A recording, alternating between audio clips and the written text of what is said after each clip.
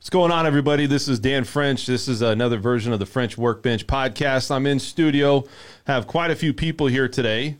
I wanted to go ahead and talk with a few of these people that have come in. I got Mike Keeler. He's in studio here today. What's going on today, Mike? Hey, living the American dream. What's going on? And how about you? I got over here Esmeralda Lucia. Esmeralda, what's happening over here? How are you? What's up? Hi, everybody. What's going on with you today, Esmeralda? Anything new? That's why I'm here, for some new stuff. For some new stuff. Yeah. We also have Sandy Geddes. She's from Simply Vegas. Sandy, what's going on today? How are you today? Doing well. How are you Wonderful, doing? wonderful, wonderful. I just wanted to introduce everybody. Mike, what's going on, buddy? I wanted to find out anything new happening over here. I bought a boat. You bought a boat. I bought a boat. What kind of boat is that, man? It's a 19-foot Yamaha. So actually, we're going to be driving it up to Minnesota at the end of this month. Our old boat got caught in a shop fire and got totaled, so that was kind of a drag. Well, that's cool, man. Yeah, yes and no. It's really tough to buy any recreational vehicle right now. So I had to search long and hard for this thing, and I was able to find one, and yay. So our summer in Minnesota is going to be fun. If you guys are out there, let us know, or you guys, if you guys have a good connection out there, I just want to make sure everything seems like it's running good here. I just wanted to take a look at it. Looks like everything's running smooth. Again, my name's Dan French. I'm your host, and we're going to talk today about how hard it is to get offers accepted. We're going to talk about a lot of real estate information. We're going to talk also about, with Mike here, about 401k and how to use your 401k. And, I want to talk a little bit with Sandy and also Esmeralda about how hard it is to get an offer accepted and some of the challenges they're seeing and what tactics that are being used, right? Because I know Sandy's done a lot of work around here as far as, trying to get an offer accepted. We've had a couple that went in and they didn't necessarily come out where we got it accepted, but we had a strong offer. What are some of the challenges you're seeing right now with these offers? Because everybody knows that it's challenging. Is there tactics that you can maybe give out where people are like, hey, you know what? I'm trying to get into this house. I don't really know as far as how to make this offer, how to create an offer that people are wanting to look at or take on. What are your thoughts on this? Oof. It's been challenging. I would definitely say, the perfect storm of having low inventory and really low rates has made it a big seller's market. A big seller's market? Yeah. The influx of buyers coming to town, it's been pretty challenging, and they know they're in a good position. If they're selling their home, they can, waive appraisal contingencies, absolutely, do things like that, where it's going to, they're going to accept highest and best, and whatever that looks like, that's where we have to be. So. What about you, Esmeralda? I know you've been out there listening. You've been here a while now. How many times have you been here? This is your third time? Yes. I know the first time you got here, you were were nervous, but you were kind of like, didn't know what to expect. Yeah. And you were kind of, I don't really know what to do here. And you seem like you're kind of coming into your own a little bit. So how do you feel? You feel good today? I do. Do you feel good? Yeah, I love the show. Yeah. I kind of understand now. At first I was like, okay, what is going on? It's like, what am I supposed to be saying? How is all this guy? How is all this flowing, right? Yeah. So let's go talk to you a little bit. So you have a person that it's your boyfriend, I believe he's a builder. Yes. And you're seeing some of the challenges. Now, you're not going to see too many people that are out there trying to get offers accepted on new homes because, you could walk into a new homes track and pretty much if you have a pulse, you're going to get, an offer accepted or, you got to be qualified. But existing homes are tough. So what are you hearing with some of the agents out there and getting offers accepted as far as how hard it is? Because I know right now there's a lot of people that are not getting some offers accepted because there's so many out there. It's funny. So I had a conversation with a broker today. A friend of mine, he owns, and he's a broker, and he was like, as I have so many buyers, and he goes, I'm just so... He's over it? Yeah, he's like, I'm so, disappointed. He's like, he goes, I feel bad for the families. He goes, this last one, I just put an offer, and there was 47 offers. And he's like, and I just know, nothing's going to happen with our offer because... you have 47 that are out there that are probably better than what I have. Yeah. Because the family I'm representing they barely have enough money to put down, right? They barely have enough money to get the loan and they don't have extra, but they really need the house. Yeah. And he's like, it just sucks being in this position, and you can't really do nothing. Are you seeing that home prices, everybody knows in the studio here that everybody sees home prices are going up crazy. And I guess the question is this sustainable? I've heard that it's going to start to drop. The big thing why it's going to drop is because rates are going to go up. And Mike, you've been around for a while, right, Mike? And so what do you think? I mean, you've seen some of these. We know that Vegas is kind of a roller coaster. It really is, man. Well, yeah, I forgot my magic 8-ball. I had that last time. You did have that last time. Who knows what's going to happen? We've had issues like this before where, there is a correction, and it takes several years to before things come back again. We're not going to have a correction like we did in 2009, fortunately. Yeah. But it's quite possible, and we've seen this in other markets. I've got a good friend who bought a place in the Bay Area back in the 90s, and all of a sudden everything dropped, and his $400,000 condo all of a sudden is worth $250 or so. Yeah.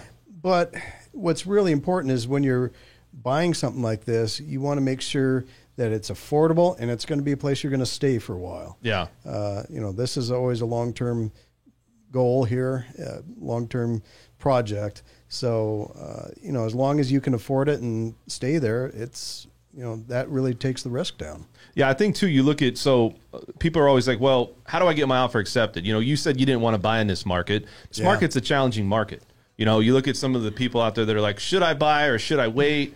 I'm waiting for the market crash. What if it doesn't crash, right? And what happens? Are you going to be a year out and you're going to say, I should have bought when I had the chance? What about rates? Rates are low. Should I do it now? Rates are amazing. They are amazing. I mean, we will not see rates like this again for a really long time. Yeah. So that's one thing that's really encouraging people to at least go out and put an offer. But, like Esmeralda said, 47 offers. Oh, my gosh. 47. Is that the record, Esmeralda? That's from the conversation I had today with that broker. That was a record for him. Yeah, I've never heard of 47. I was like, what? Yeah, that's crazy.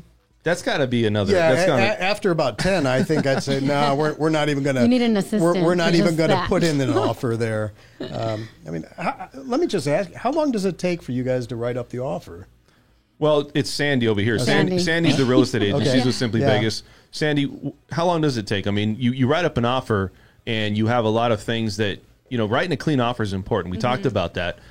So what do you see out there? You see record number offers out there as far as people putting, What's going on with that?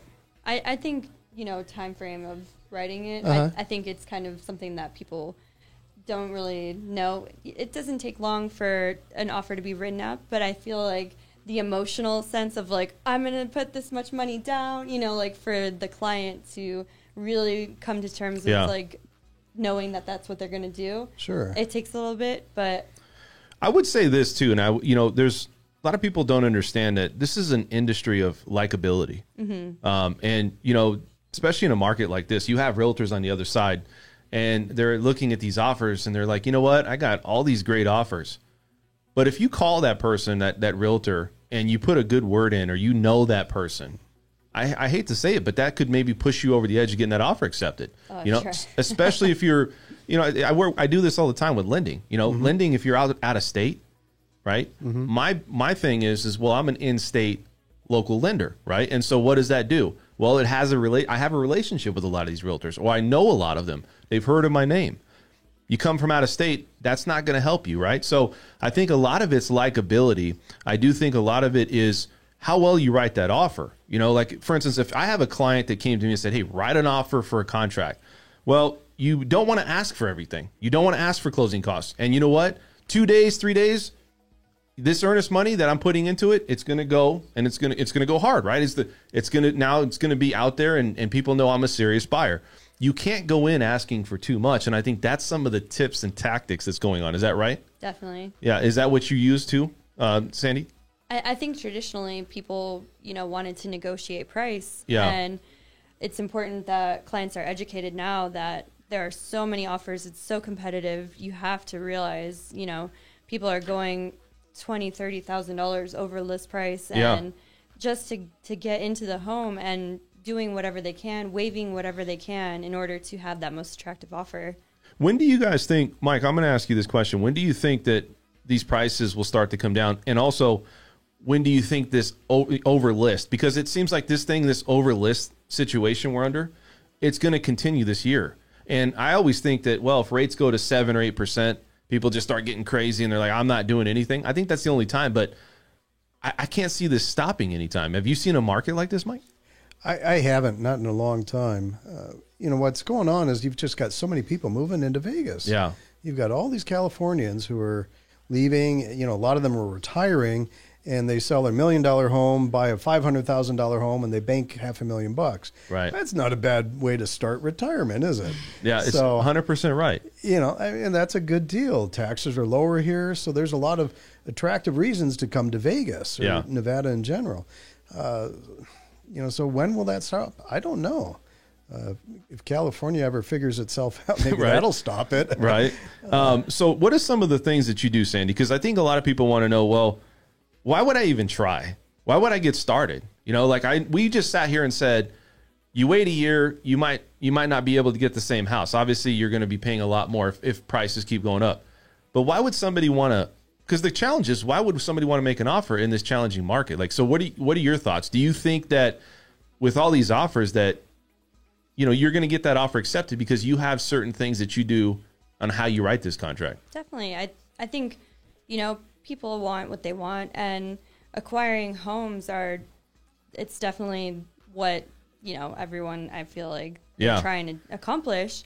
So it's certainly something that, as a realtor, I'm trying to put my clients in the best position. I'm trying to figure out where we're at and what we can do in order to have that most attractive offer. So it's a hard thing, but I mean, likability is a big deal, I think. Definitely. It's like, how often do you get somebody that is like, you know what, Sandy, there's a lot of realtors out there, but I like your personality, right? I like who you are. You're great at what you do. I mean, I think a lot of people go off of their gut feeling, and there's like a feeling about it, right? So, I don't know. To me, I think there's no real secret sauce out there that everybody's like, well, we're not going to get an offer accepted. I really think it's how you write the offer. Mm-hmm. For instance, if there's no chance of getting, closing costs, there's no chance of getting from the seller, there's no chance of you writing an offer and saying that, you better have having underwritten approval right then, and then getting an offer accepted. That's another feather in your cap. Yeah, it's just one of those things where you're looking at it going, okay, this person has this, they got this, they got this,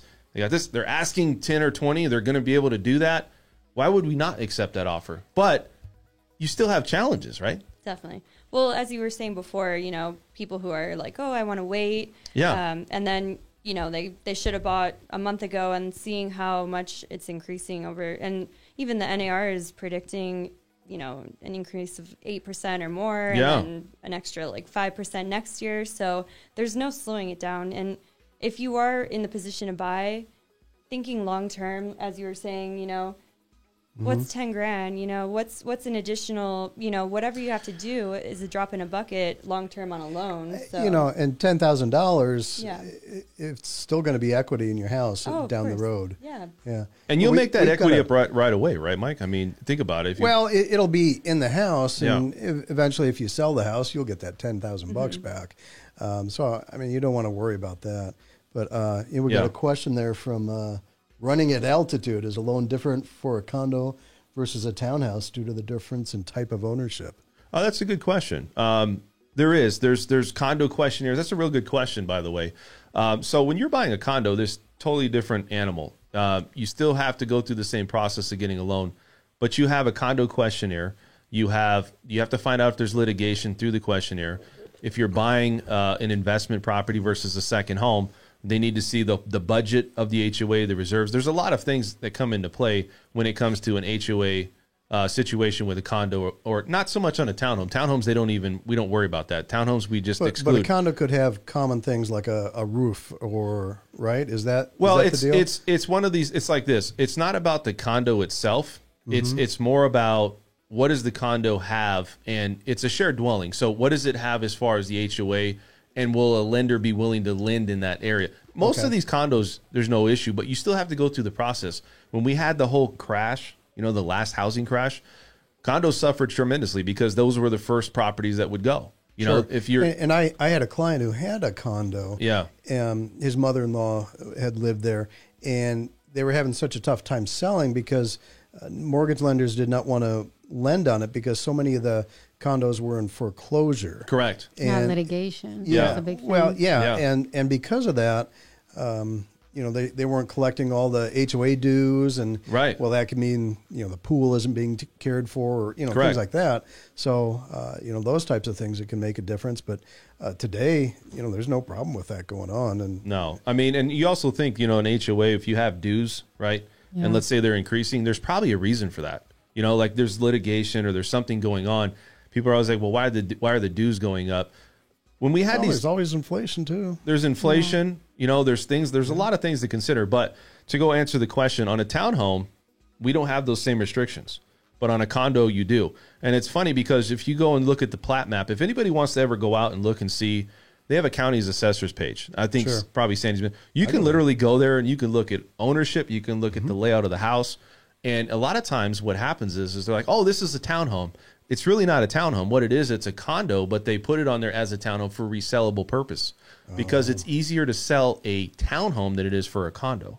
So one of the things you look at is it's a unit, right? If it's a unit number, shared dwelling, plat map, these things are important to take a look at because this could really change or alter your situation. I'm in a contract right now where we have a condo questionnaire that was ordered. We still don't have it. It's 10 days. Wow. So that's the challenges. It's a different world a little bit, right? So you got to let your people know up front, your agents, everybody, this is not the same style of buying a single family residence home. It's a condo. It's different.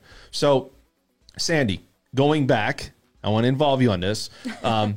What's the last offer you wrote and what was some of the challenges that you had to come up with? That was heartbreaking. So we, had some clients who really loved this home. They were willing to come above list price, willing to work with the seller on waiving some contingencies and waive the appraisal. They knew it wouldn't appraise for what the list price even was. Is that right away? That's something you have to look at. Waive the appraisal contingency. Is that something right away that you put in the contract? Is it always now a mainstay? Not necessarily. I just think in something like that where the seller's in the position to know that people will pay for it. Yeah. So in that situation, especially, they knew they could, but I feel, I thought we had a strong offer. It just didn't. Someone came in stronger, right? And it just kind of, we're on to the next. But I know for a fact that these offers are hard to get, right? So you put an offer in and everybody's thinking, well, how do I put my best foot forward? That's really what's happening in this market. So when you look at what some of these listing agents are doing, some of them are actually ordering the inspection and appraisal up front so they can say, look, you still have to order it, but guess what? Your property's already good, right? We don't have to wait on anything. And when you do order, we already know that there's no issues and we've already addressed the issues that's coming up because at the end of the day, if you're representing the seller, you have to make sure that all these things are taking place. You don't want to give as is. Right. Like you don't want to, right? Because then things could come back. Exactly. You don't want to be responsible, right, for any of these problems. But that's what I'm seeing out there. I'm seeing a lot of these offers. And then I have people call me and go, hey, Dan, how qualified is this buyer? I'm like, well, they're qualified. Obviously, they're out looking for a house. They're qualified, Well, give me the rundown. I don't want to waste my time. I got 11 other people. I'll give you an example. Somebody's a firefighter. What if somebody was related to a firefighter or has somebody in the family or knows somebody or maybe they're in the police force or maybe that might get your offer accepted because now you have likability and relatability, right? Now it's like, hey, you know what? You got all these people here that are putting 20,000 above, but I like this guy. Why? Because he's a firefighter. I can relate to him. I want to help this guy out. That's similar to what do you get these stories out there where it's like my family needs, it's like write a sympathy letter. Yes. No, they did. They did, right? I've had clients that do that. They write the letter to the seller and say like, look, Mr. Homeowner or Mr. Homeowner. Yeah. They write the letter and it's like this. My mother-in-law's staying with us. She's got cancer. And right. And sometimes that can work, people. Yeah, but how often does it really get back to the seller? All that, like I'm sure, like the offer gets back to the seller, but how often does that actual story get back to the seller? I mean, represent, you know, a lot of people that do listings. You're doing listings. Right, yeah. Do you get these stories? I mean, does that make you think like, hey, I'm going to go ahead and go forward with that? I mean, me personally, I would, but it's ultimately up to the seller. See? And there you know, go. If they decide whichever way they want to go, that's their decision, and they don't have to disclose why. So ultimately, it's on them. I think you have to know people too. Like I know I got another, you know, we always talk about VIP or hosts or whatever you want to call it. Yeah. But you got to know people in the city. You know people, and too, Esmeralda. Yeah. You know a lot of people. Yeah. And by being a hustler and being out there, it's the same with getting offers accepted. You got to know people on the other side. Same with you. Is it help your business when you know people and it kind of can like, hey, you know what? You know me. Let's get this done. Because I really feel like that's really what's getting these offers accepted right now. It has nothing to do, a lot of it has to do with obviously writing a clean offer, but it really comes down to who's on the other side. Do these people have a relationship? We know some agents out there, let's just be frank. They sit there and they go, you know what? I don't like that person. Yeah. I'm not going to work with that person because I don't like their personality. What are your thoughts? I agree. I think that relationship is key right now. It's that access, right? Is that key to open the door for that next person. And the calls that they're made calls behind the scenes, and those are the ones that are getting some of these offers. Yeah, and I know I've made some for people like, hey, this is da da da da. But you know, unfortunately, the world works like that on every level, not just us here in real estate, but in general. Yeah, it's who you know. Mike, would you be, if you had to buy a house, I know you told me earlier, like, I would not want to buy a house in this market. And I'm sitting here like this, you know, well, look, you know, you got to roll up your sleeves. Sure. I don't think anything's you can't just say, well, it's not going to happen, or you can't, I think you can't think that it's being not positive, right? You got to kind of put your best foot forward and say, you know what, I'm just going to roll up the sleeves and I'm going to put multiple offers in. But in this market, if you had to buy a home, would you literally, like, what would you be your situation? Like, have you been in a position where you're in a multiple offer scenario like this? Has there been issues in the past? Because you said that you bought a home. How long did you buy a home here? 2008. Okay. Weren't you going through the same, we had a lot of properties, right? Yeah. Well, this is kind of when prices were starting to go down. And I looked at I went onto the county recorder's site and I looked what the house originally went for, and I saw that they were asking $250,000 less, and I said, how can I lose? And so I made an offer that it was going to be affordable for me.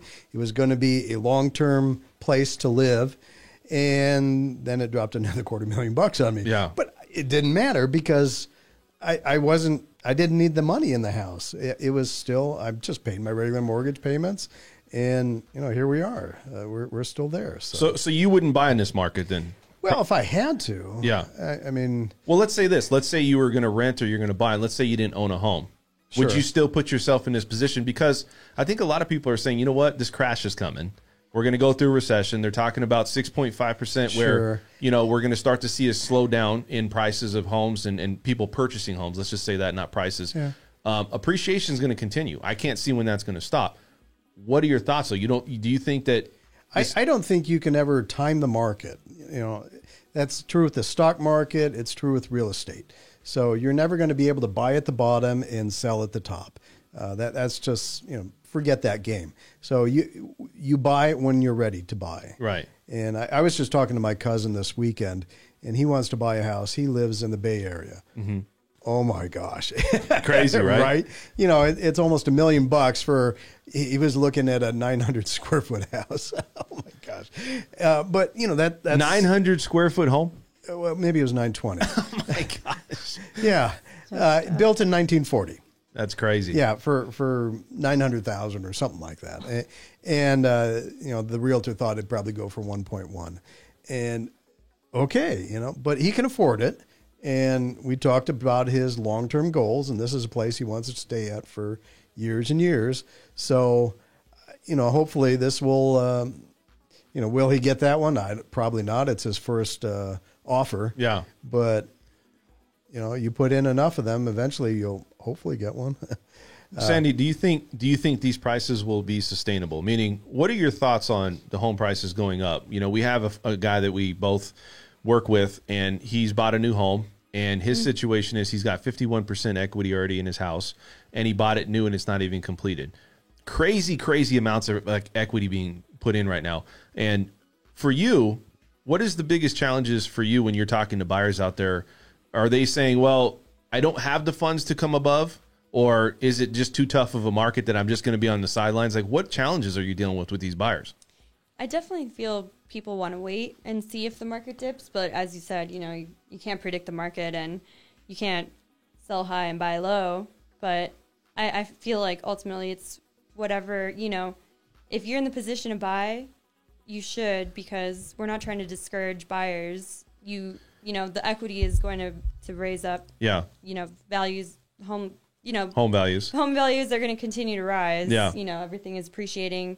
They're predicting it's going to continue throughout the next year as well. So why does everybody think this is going to crash? I'm just curious. Like, do you guys have any data out there that I don't see or I haven't seen? Because it's just cycles. It's cycles, right? That's what's always on my mind. Is right. You see these cycles, and we've been going up since 2009, right? History. Yeah. Repeats itself. Yeah. Yes. Right. And I mean, you're right. It repeats itself. Now, when it will, don't know. if we knew, we'd be on a private island. Oh, Right? I'd be at the casino. Yeah, there you go. I would be it's- retired. I would be happy. Well, I think everybody out there wants to know, like, why, like these offers that are being accepted, like, what are some of the things that you can do? And obviously, we kind of named some of them. I do think that.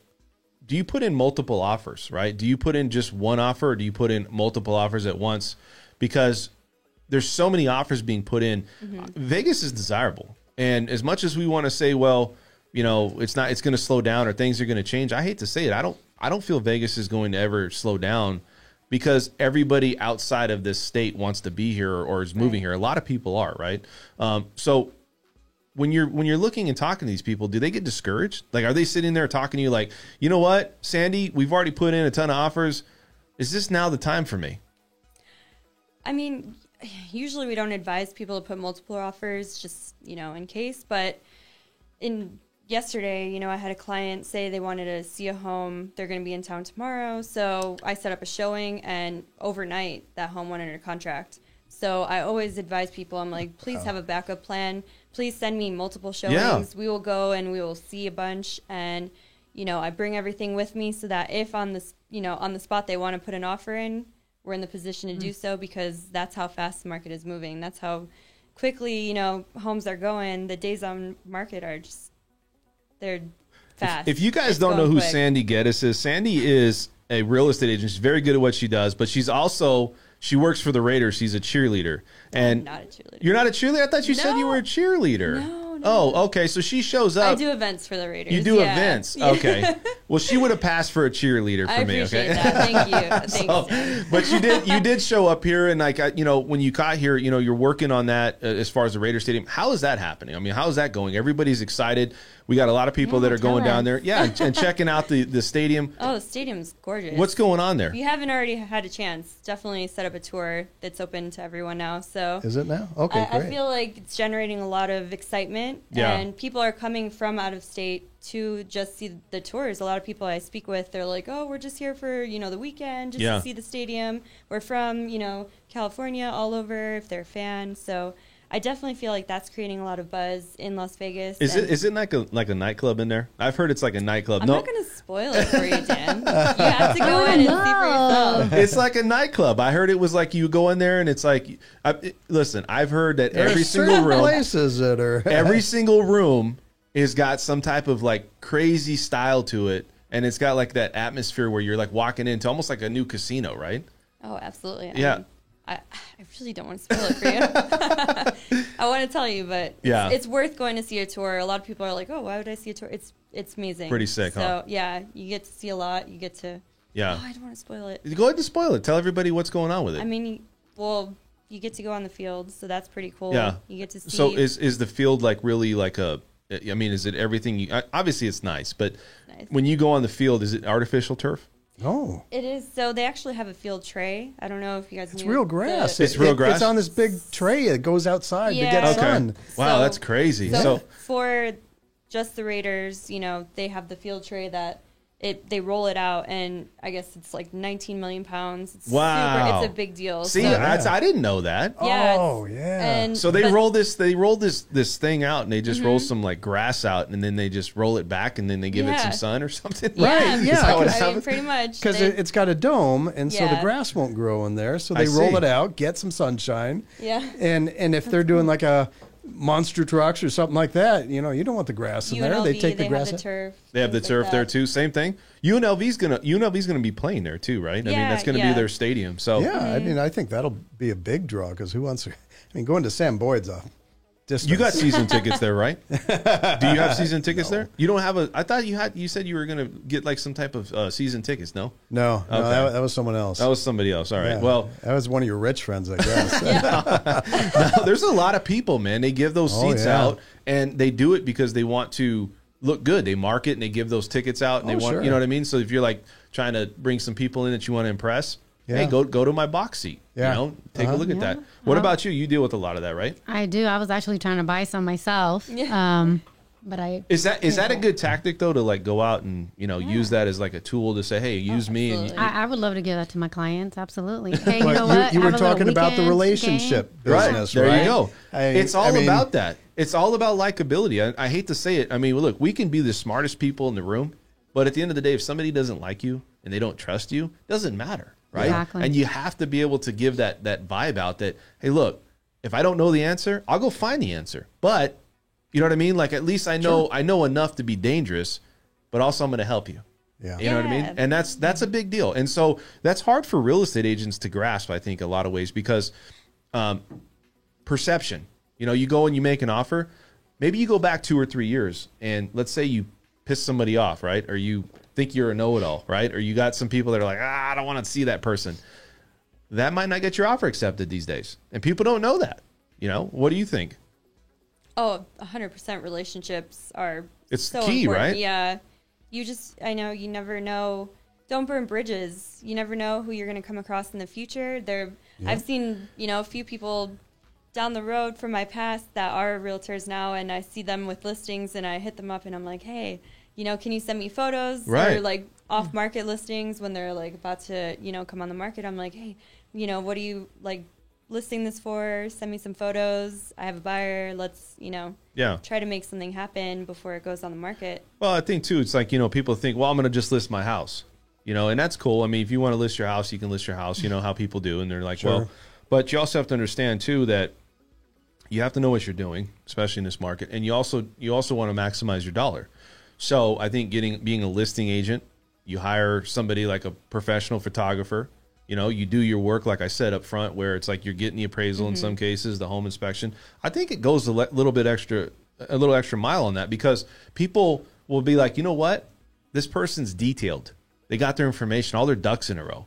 And why would I not want to work with that person? And you know what? Like I said, in this market, it's a tough market. It's not just how do I write a contract, or I'm giving you what you want. I'm giving you list price, or these things they're challenging. So you have to figure out tactics and ways to make yourself look a little bit better than, let's say, the other agents out there. Would you say that a lot of agents out there have they're struggling a little bit with some of the offers, and they're struggling with business, period? Would you think you see that going on a lot? I do. I think it just boils down to effort and, really going above and beyond for your clients, especially if you're, listing their home. It's so competitive for listing agents that they want to see that you're willing to really do the best, have the best intentions for them and try to maximize what they can get for their home. So, and with my buyer clients, it's, I'm going to bat for them every step of the way. 100%. Every offer that we put in, I'm trying, doing everything in my power to get them what they want. Yeah, it's challenging. I mean, you're trying to compete with all these agents, but I think it's a blend. You got to work towards, looking at like a history or a track history of, hey, you know what? This agent's always been this way, right? They've always had this much of detail putting in these offers. They write clean offers. So I think, when you're looking at real estate today, I think it's very hard. You go to a new homes track, it's not the same. You could literally, I got people that would walk into the new homes and they would be like, all right, I'm going to, you're going to make an offer.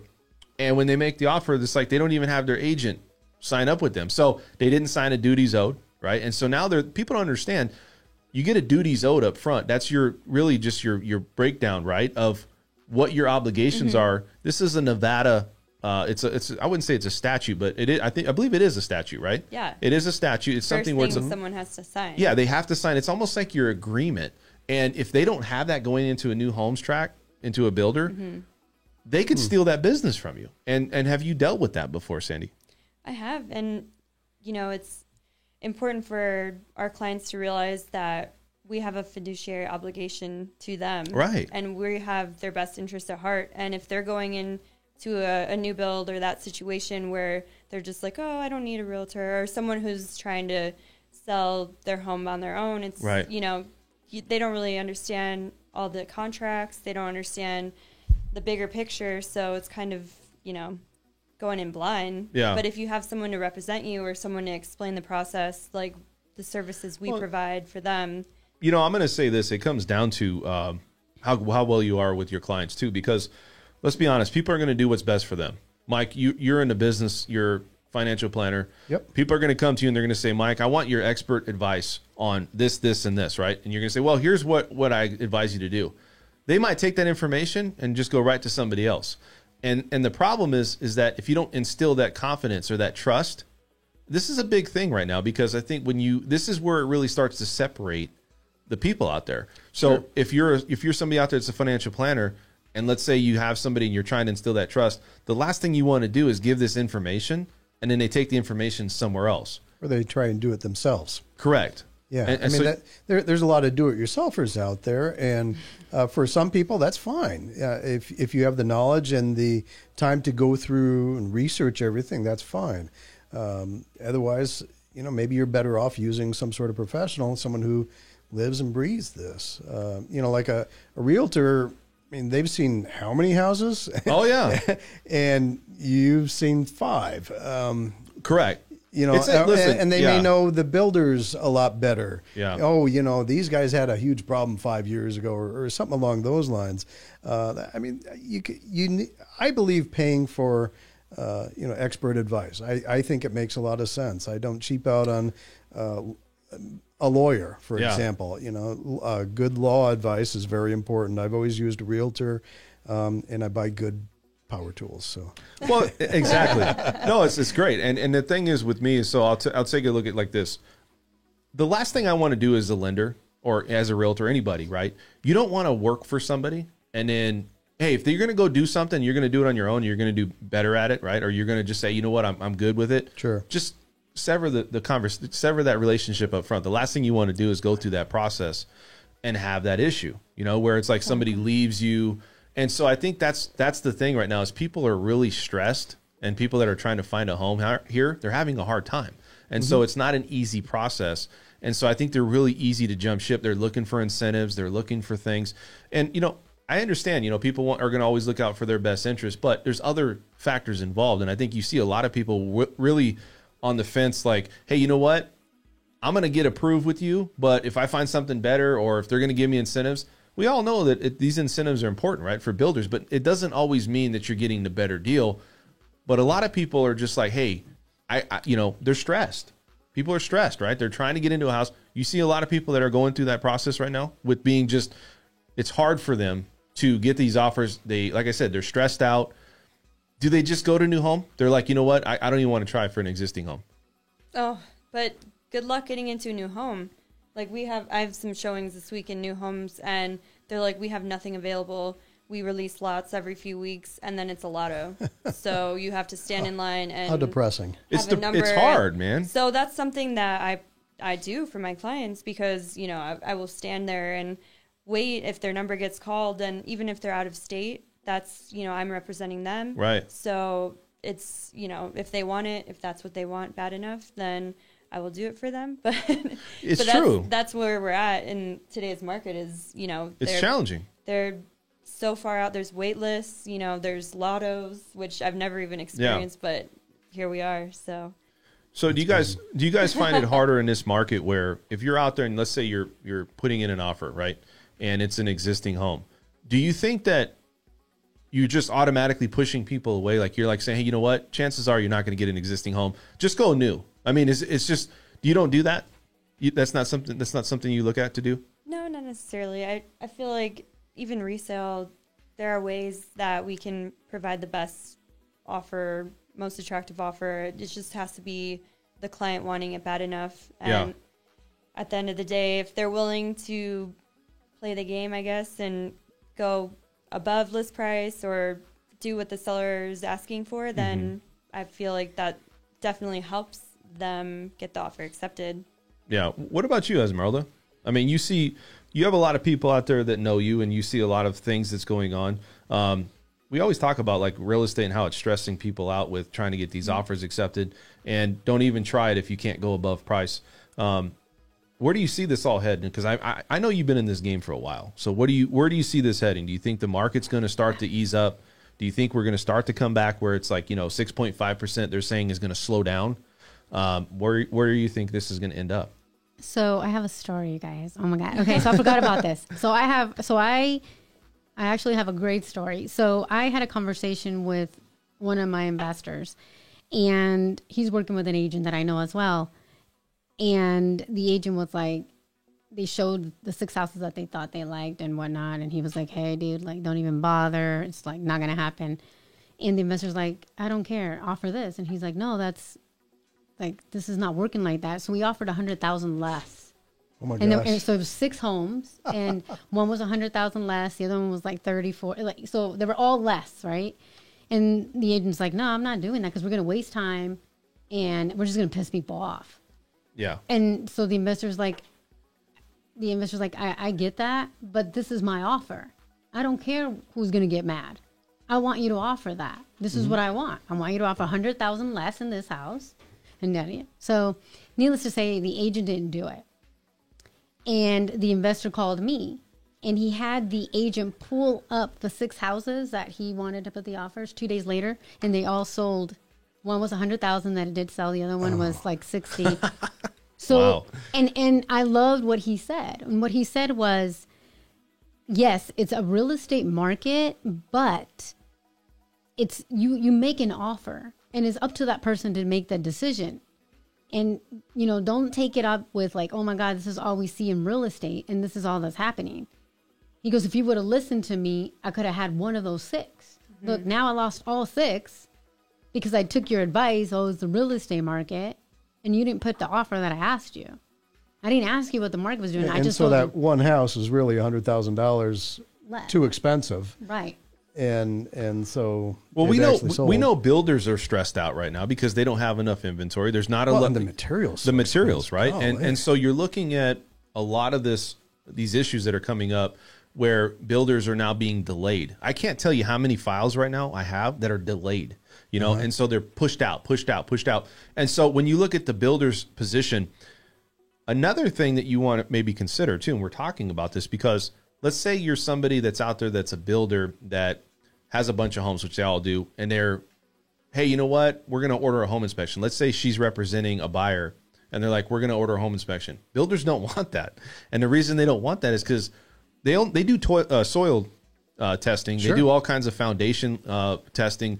The problem is that when they do this, they're only doing it for so many lots. They're not doing it for every single lot. So this dirt over here could be totally different than this dirt. So when you order a home inspection, you'll believe it's crazy. You would be astonished about how many people that go and get a home inspection for a new home build that actually come back and there's issues.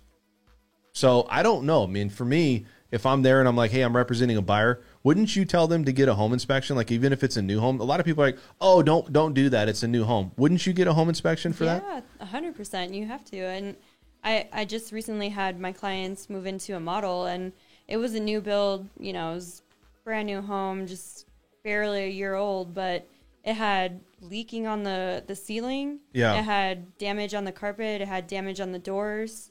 And paint damage everywhere and just little things. But, they had to go through everything with the roof and foundation. So it's important to have that because you don't want to move into something and then, come to find out there are issues. But you're 100% things like right. that. Well, I've got a funny story. When I was living in Oregon, we had a house built. And I told them, I want the house over on this side of the lot because I want RV parking down the side. Well, we're out there, and they had dug the foundation, and they were getting ready to pour. And I'm looking, and I said, it just doesn't look like it's in the right spot. And so I went into the construction office, and I said, let's go out. And I said, where's my RV parking? And he said, how about I do this instead? Like, nope. So he had to call the excavator out and, redo the foundation. Wow. Now, fortunately, they hadn't poured yet. That would have been really expensive for them, but they just had to move some dirt around. So, you got to watch these builders. They don't always pay attention as to what's going on. So let's do this. We're going to talk a little bit about finances. And I know we've been talking a lot about real estate, some of the challenges. Like I said, there's a lot of things that you can do out there as a realtor, but we're going to talk with Mike here about financing and 401k and how that works. So everybody in this room, I want to go, and we're going to go to each person. Are you good with your finances? So I'm going to ask that question. I'm just like, you guys are like, Put us on the spot. You're going to have No to tell us pressure or anything. exactly how much money you Oh, save. man. how much do you put aside? Wait, are you pulling a hard inquiry right now, or what are we doing? Mike over here, he wants to talk about 401ks, and I do too. So let's talk a little bit about what's happening in the 401k world. So you got a lot of people with retirement. They don't know that they can roll this over or how they can. There's a lot of interesting situations going on right now. A lot of people have changed jobs. Companies closed or they get a new job, things like that. And they've got a 401k and an old business. Yeah. And it's kind of a challenge because you may not be able to watch it or get good communication from them. So you've often got a few different options. You can leave it there. Oftentimes they'll want you to move it. Hey, you're no longer working for us. Yeah. We'd like you to move your money because it can be a liability for them. We all know finances is not taught in school. No. We know this, man. And I'll tell you, Unfortunately, there's so many people that don't know how to balance anything, right? They can't put money aside. They don't know how to, and look, we got inflation going on. What are your thoughts on inflation, Mike? Because everybody's talking right now that they keep printing money with the stimulus. Do you think inflation is going to become a problem? It seems like the Fed has got this in check to a point. What do you think? Well, that's what they're in charge of, is keeping inflation within reason. And their goal is 2% inflation. That tends to be a healthy economy. Right. Right now, the problem is with statistics, you can tell any story you want. I had this statistics professor who said, the more fire engines responding to a fire, the greater the damage, so let's get rid of the fire trucks. And we all said, well, that's not how it works. He said, well, I just proved it. The government can spin inflation. Oh, it's not that much. And this way they don't have to give Social Security bumps as much. To a lot of people, it is a lot. Especially housing is a big part of people's budgets. And I think that's the biggest vehicle, or the most common vehicle for people to gain wealth. In my opinion, if you're a middle-class person out there, it could be the biggest investment you'll make in your lifetime. It can be. But, you can also be putting money away in a 401k, things like that, and making money there too. But think about it like this, and this is just my thought, what if you put money away and they keep printing money? Doesn't that devalue the money that you have put aside, where if you have a home, I'm not going to say it's always going to appreciate. I'm not saying buying a home is a great investment. I'm just saying put it to something where if you don't have nothing to put it into a house, or put it into cryptocurrency, or put it somewhere. Like, I know you don't, but that's just my thought. If you leave it in the bank, yes, you are losing to inflation. That's for sure. But if you put it into, a mutual fund or something like that, you're buying companies that are going to appreciate just as much. I mean, do you think Apple's assets have increased with inflation? Well, and I got a 401k, and I see I'm putting money aside, right? And I'm sitting there thinking, well, one of the things somebody told me one time was, don't be who I was. And I'm like, what are you talking about? They're like, I'm a guy that's 65 and I never put any money away. I never had a 401k. I never had a retirement. And look, it sounds like, well, maybe I don't have the extra funds. Whatever you could put away, you put away, But I think everybody should have, it's never too soon. It sounds kind of cliche, but dude, when you start getting your 30s and your 40s and you're 50, you're like, man, I wish I would have thought about that or did that when I was at that age. Yeah, I think everybody needs to start a Roth IRA when they get their first job. If you could start living on 10% less of your income, just living on 90% of your income, starting day one, you'd be an excellent saver. Yeah. And the problem is we all, live within our paycheck. That's what so many people are doing, and they're used to that. And then, you know, we've got, well, I got my car payment, I got this payment, I got that payment, and you know, pretty soon that's eating up the full paycheck. Yeah, and that's a challenge. I mean, is it you talk to people all the time? Is it hard for people to put the goal is to put 20% aside, right, for what you make in a year? That's At least always 10%. 10%. Is that a hard task for people, especially with this market and how things? Let's be honest. Goods and services, the cost of things. I don't want to be honest. No, they're good. They're going up, man. Yeah, everything's going up. Everything's getting more expensive, and you know, a lot of people are very cautious about the economy. Last year, they were really scared. Yeah. And, you know, holy cow, the market dropped 30% in March. Well, what am I going to do here? You know, am I going to lose all my money? Yeah, but is this spending up because they got these stimulus checks? Like a lot of it is, yes. That's the driving factor. Certainly. It's like nothing. They were saying, they did this survey, and they said that what's funny is the people that didn't get the stimulus check, it's almost like a vibe that's out there where all these people that got the stimulus check, they're out spending, right? But then all these people that do have money, they're like, well, it's almost like, hey, I've been stuck in a house and they're spending. I'm going to spend. They did a survey and said that people that didn't get the stimulus check spend almost the same as people that did get the stimulus check. Really? Yeah. Okay. It's I don't know what it is. I bought a boat. There you go. You bought a boat. I mean, yeah. But at the end of the day, it's like this, man. It's people are trying to make the right decisions.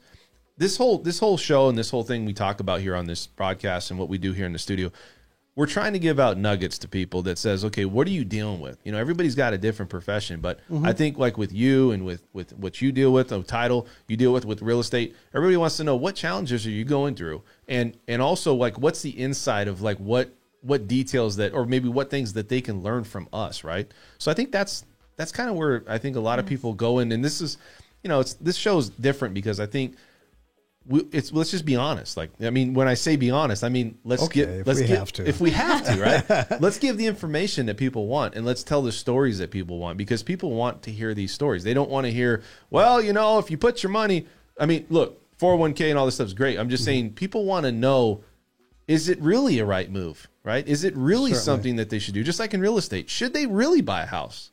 You know, I just don't think you can go wrong if you learn to save 10% of your money. And there's a really great book out there. It was written back in, I think, 1926 called The Richest Man in Babylon.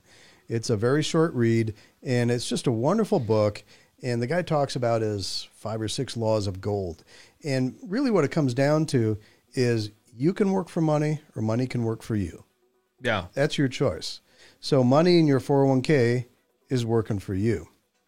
There's a certain demographic too, I think, that we probably attract here. You know, there's people here that are more of the entrepreneur, people that are investors, people that are family oriented, maybe. And that's what we're trying to attract. We're trying to attract people that are trying to make life decisions, changes. Sure. Exactly. You know, and I think that's what everybody's helping with here.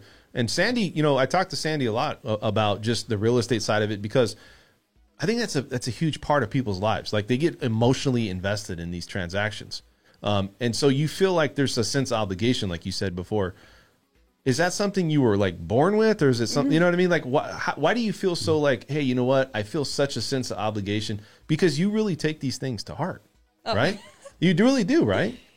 Well, from my personal experience, you know, the best thing my father taught me was put your money in savings, and he made me get a Roth IRA, and there you go. You know, start investing in my future. And when I met my husband, he has multiple savings accounts, and I was always like, oh, I should have started that 10 years ago. And, you know, with a home too, it's the same thing. You know, it's an investment. Do you think that's a character thing for your husband? Like, is it like, hey, you know what, I got put in the right place, or is it he's just that person? Both. Yeah, he's been putting money away, and he's a really good saver, and I feel like that's a character trait, but it's a good one, and it's taught me to be a better saver as well and invest in my future, because when I want to retire, you know, I'm going to look back and say, okay, I'm glad I put 10% at least away, or started my Roth IRA, or bought a home, or have something to show for it. I mean, you need a coach. Mike's a coach, right? I mean, to me, it's like having a life coach when you have money.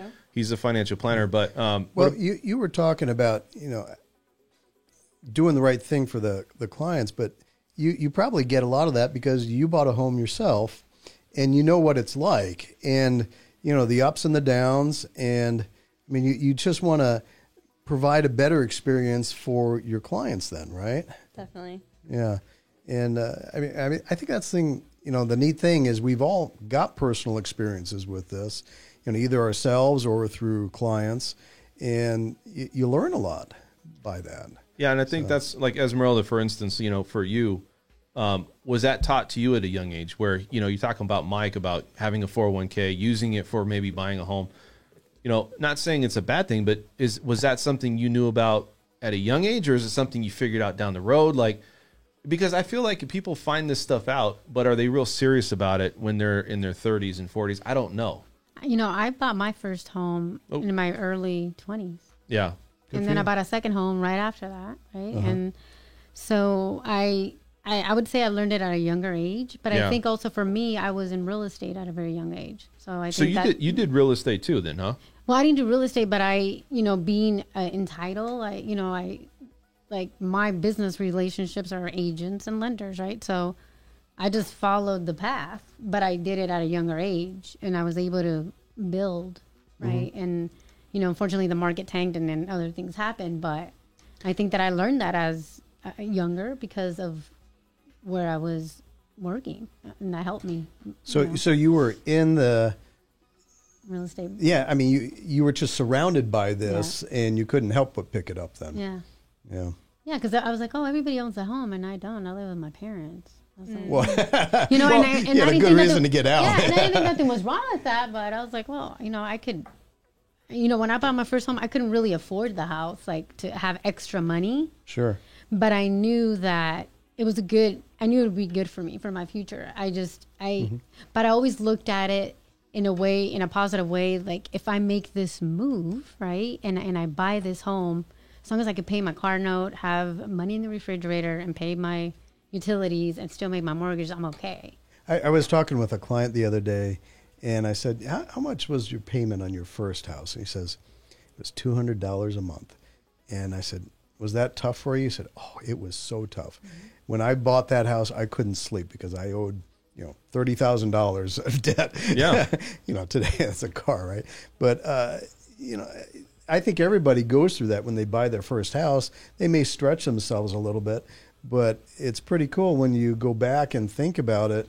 Wow, I did that. That's a good accomplishment. It was a big stretch. Mm-hmm. It really was, and I really learned sacrifice. And thank God the market boomed when I bought that house, right? Sure. And I was able to buy my second house. And so I'm gonna flip this a little bit. Oh no. Okay, I'm a lender, right? And okay. I'm gonna be biased, and I'm gonna say buying a home is right. Yeah, I would do it. But there's a lot of younger generations out there that says don't get a mortgage, right? Don't buy a house, because you know why? It's just you don't want to put yourself in that position. So I'm going to ask you guys each individually, and you guys can tell me if somebody's out there telling you like you shouldn't buy a home today, or getting into a mortgage is the wrong thing to do. I think everybody's looking for like an alternate way of making wealth, right? We've talked about it. They're looking for any other avenue besides going the traditional way of buying a home. What would you tell somebody out there, Sandy, if somebody said, you know what, I don't think buying a home is going to pay off in the end. I'd rather not put myself. It's a lot of younger generation. I'm not saying everybody in the younger generation's that way, but there's a lot. Yes. So why is that? Because it seems like the mindset, we go in cycles, right? And it's demographics. And we go into a position where our previous cycle or our previous demographics of people that in a certain generation, their mindset was different. The mindset today is completely different. Hey, I want the fast dollar. I'd be fine to be an influencer on YouTube or all this other stuff. It's true. It's true. They're looking for, how do I make $1 million, $2 million in a short window? And the old traditional way of getting a family, buying a home or buying multiple homes, I think it's still a good way to obviously to create wealth. But what do you think, Sandy? Why do you think people are in that position today? Like, why do they think some of the younger generation, why do they think like that? Can you tell I was excited to answer that? Yeah.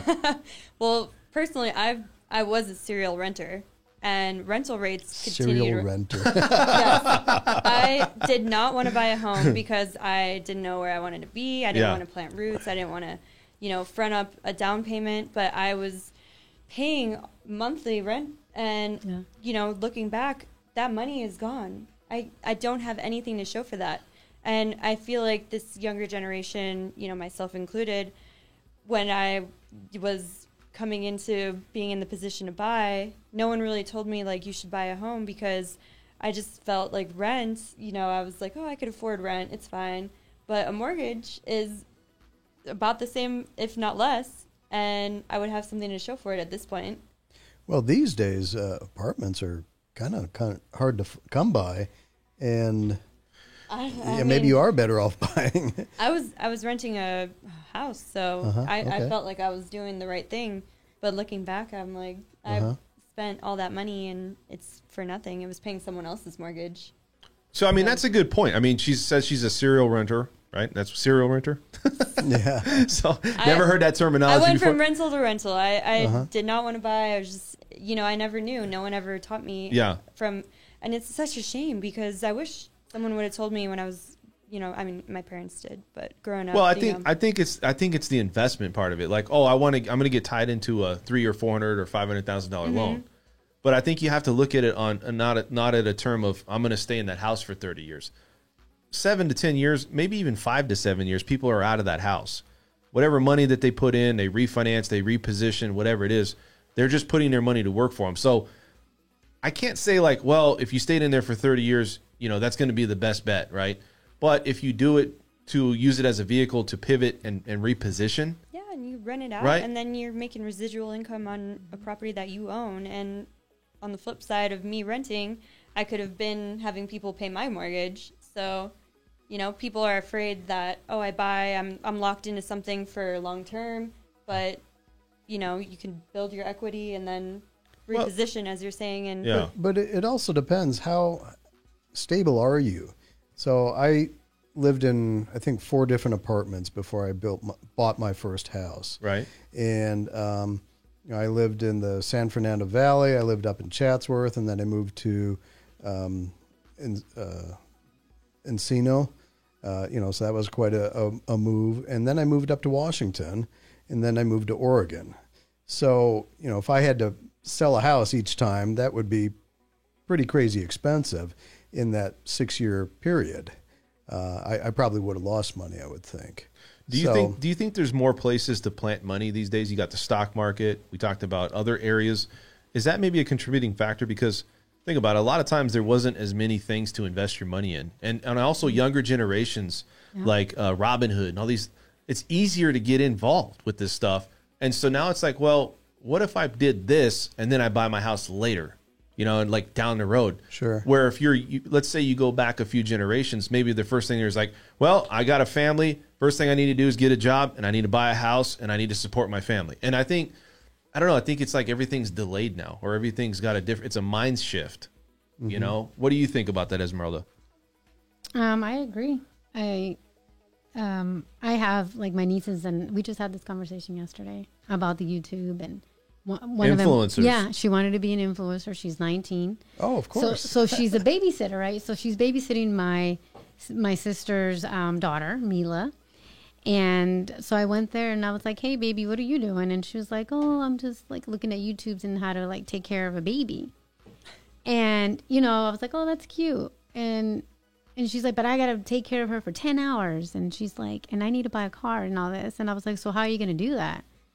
So we just started talking, and she brought this up about, hey, I want to be an influencer and I want to make money, you know, talking about whatever her plan is. Yeah. And I was like, well, do you want to get a house or what? And she's like, no, I don't want to do that. I want to travel right now. And, you know, I don't care about that. And I agree with you. It is a mindset, you know, like we didn't have YouTube back then. Here's the thing I look at is, what is your skill or craft? And it sounds maybe a little bit old school, but I'm going to tell you why.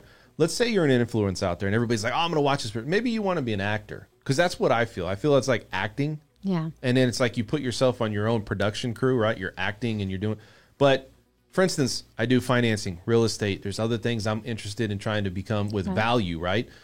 What is the value these people are looking at with that? You know, and I think it's nothing wrong. I don't want to bust anybody's bubble at all, but I'm just saying, what is the value you're getting from it, right? What are you getting from the YouTube? Now, some of it's just entertainment, but you know, like if you watch something on YouTube, Mike, don't you watch something that usually gives you, it's not like you're watching a sitcom, right? You're not watching like some movie or something that you watch. It's usually something that's a clip that somebody threw out there that's like funny. Or so, I mean, maybe that's why the mindset is different, where they're looking for the quick dollar, right? And I think everybody's living for the moment, and there's no like, what's my 10 or 20 year deal, right?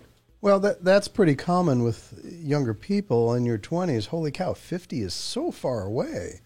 But not really. It goes quick, man. I can vouch for that. Well, I am. It's not quick. It happens before you know it. Right. And, holy cow, my boys are 21 and 22. It's just, how did that happen? Exactly. Okay. That means I got real old. Okay. But it's, people just think it's so far away that they don't have to worry about it. And, there's a saying that time is money. And, the more time you got, the more money you can make when you're saving it. That's what I try and tell people.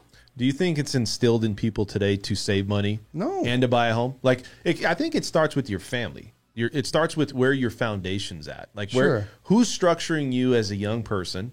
And how are your thoughts and your beliefs? Because, as a young age, you're starting to believe. And then how do you mold that into making somebody, you know what, you need to maybe consider buying a home, or you maybe consider putting money away. I just think it's different today. It's just a different world. People just don't have the same mindset where these things aren't important. I think it depends on the individual and how they've been brought up. My dad and my father-in-law were both big savers. And so my wife and I both have that attitude. I've got one son who, holy cow, he won't spend a dime. He always wants to spend my dime, which is kind of frustrating. Right. But and then another son who is a little more free with his money. But both of them have their own Roth IRAs at this point, and I would say it's easier too to probably put money aside today, because I feel like there's more ways to make money, and it seems like everybody has the ability to work. There's jobs for everybody. Sure. I'm not saying that it's not, we're not sitting there printing money and stuff, but I just look at it and go, with all the technology and all the things at our fingertips, isn't it easier to probably save money today? Isn't it easier to probably get the information and say, you know what, I'm going to make a better decision? But it seems like that's not going that direction. It just seems like a lot of people are just living for the now, or maybe they're living paycheck to paycheck. There's a high number of people out there that are living paycheck to paycheck. Maybe they don't have the way to a position to be in like that. Well, if you're living paycheck to paycheck, I mean, that's you're kind of stuck. But you're right. There are a lot of ways to automatically save. You can, just log into your banking account and automatically move $50 every paycheck into your savings account. You can use an online savings account and, put $50 a month over there. So you can't see it. Yeah. That's a great idea too. Or you can put $50 a month into a mutual fund. You've got money that can go into your 401k. It is much easier to automatically save money these days, I think. Yeah. I just think I think a lot of people these days, they're, it's like you said, it's an influencer thing, right? I want to be an influencer. I want to make money. People jump onto YouTube and they're jumping onto Twitch and they're jumping. I utilize this as a vehicle to put my name out there to do financing in real estate. It's not to be an influencer and try to make money that way. It's really not. Really? I mean, I thought you were going to be an influencer. Yeah, I'm going to be an. You see me all the time, right? Yeah, I'm trying hair products, right? But I'm just saying that I can see it both ways. But I look at it as, where's the value at? And that's just always been my thing. I'm not saying I can't go watch YouTube, have a good time with everybody. But I always think, like, if you're going to run a business and you're going to put your business on YouTube, or you're going to put yourself out there, you're working title, you're working real estate, you're financial planning, you're going to put something out there, give the value back, right? People want the content. What do you think? I mean, do you think that, like, today it's harder for people in a younger generation? I'm just getting your thoughts, where they can't save money, and you look at a lot of the people that are younger today, homes are not something they're even interested in anymore. That's what I feel like. I feel like they're starting that generation is like, you know what, is that what I want to do? I had a gentleman in here the other day. Zach. Zach's a great dude, man. Yeah. He was all about renting. Yeah. And he was cool with that. And I'm not saying everybody's that way, but is that just, I mean, he's a young cat, he's a young guy, but for me, it's like, hey, you know what? Where's my money going? And I know, he's sharing rent and whatever, but you know, that's where that mindset shifts. You how long did you rent for? Like too long. Yeah. 10 years. 10 years. But I did see something funny on the internet, and it said that millennials and the younger generation are buying homes for their dogs, not so much for families anymore. Wow. They want to upgrade their yard for their dogs. I thought that was funny because I feel like, you know, a lot more people, they're in their early 20s and they don't foresee families happening. Whereas like 10 years ago, people were having families like early 20s, getting married super young. And I feel like now this generation of people coming into their early 20s are like, no, I don't want kids for like 10 years, 15 years, you know? And it's kind of like the people that are in that position don't want to buy. They're just like, oh, I'm cool renting, or they're... Yeah, we can ask this question right now. Mike, how many people in the younger generation actually call you to get set up? Truthfully. I mean, let's just be honest. Let's say from 20 to 30, is there anybody that's actually calling you going, Mike? No, very, very few people. I've got clients who bring their kids in, and sometimes kicking and screaming almost. Yeah. You know, Mike, you got to help him start his Roth IRA. And it's kind of funny. Yeah. You know, they say, will you talk to them? Because they won't listen to me. And I say, yeah, I totally get it, because my kids won't listen to me. You know, the kids don't listen to their parents, but they'll listen to another person who is an authority figure or something like that. So, yeah, it's tough. We don't really get many young people coming in, which is unfortunate. I think if they could get started with that Roth IRA in their early 20s, oh my gosh, they could have so much money saved. All right, we're going to end the show. You guys have any final thoughts? I want to say this. Honestly? Honestly. Yeah. Here's what I want to say is everybody's in a different mindset. We're just trying to give some different opinions, different things to think about. Do you guys have any last words to say to anybody out there as far as getting into a home today, buying a home, like, you know, investing in a 401k? You guys have anything else to say, Mike? Because you were about to say something, but do you have anything else? I think you need to create a plan and work that plan. Yeah. And you're going to be doing a number of different things. I think the 401k is an important thing to do. I think, you know, planning on buying a house. Maybe you're not ready to do it now. Maybe you're just saving up for that down payment. But there are a lot of different things that could be, you know, just planned out. Yeah. And, you know, not every plan goes exactly the way it says. So, you know, it's the way it is. Well, like I said, this is Dan French. This is the French Workbench Podcast. We're trying to give you guys good information, solid information that you can take with you. It's not just about entertainment. We're trying to be out there and letting you guys know what's on the real. I want to thank Sandy Geddes coming in from Simply Vegas, real estate agent. Give her a quick shout out over here. There she goes. I'm going to also tell Esmeralda Lucia, she's with WFG Title. Appreciate you coming out here. Thank you. This is the third time. I want to keep you on here, and I appreciate you coming on. You got a very good aura about your personality. And then obviously Mike Keeler, he's a financial planner. And one thing we're going to do is let's see if Mike is up here today. I'm going to show Mike. There's Mike's information right there. Wow, look at me. You guys want to go check Mike out. Great guy. You know, I understand, you know, everybody's in a different place. Right, Mike? But, you know, it's one of those things that... Everybody starts at the same place. Everybody starts at the same place. But if you want to get that information, Mike's right here. You can give him a call if anybody out there is watching.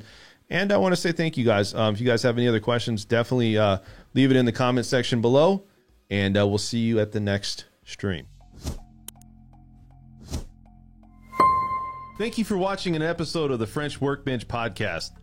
If you want to tune into past episodes, please subscribe to my channel now. Also, if you want to look at our audio-only options, we do have iTunes and SoundCloud.